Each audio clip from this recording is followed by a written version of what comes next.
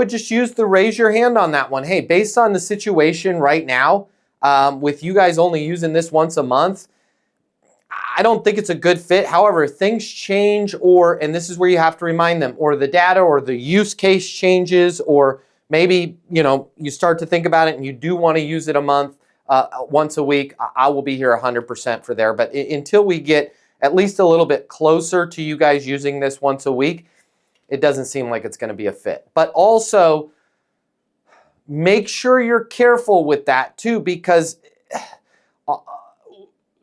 don't be buying things with your checkbook. A lot of times company will buys things because they have budget, because they have this. So just make sure that you're not like overly going out of your way not to sell them something. Because everything you just said, I didn't hear any breach of ethics there, right? People buy things that they don't use hardly often there. So, just fine line, but it sounds like you're on the right track there.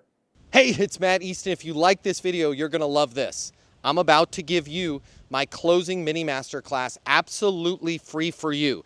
Click the link here and I'm going to cover the $300. You're going to know how to close. Life is about to get a lot easier for you. No strings, no catches. I'm going to give you the closing mini masterclass for free right here, right now. I'll see you on the other side.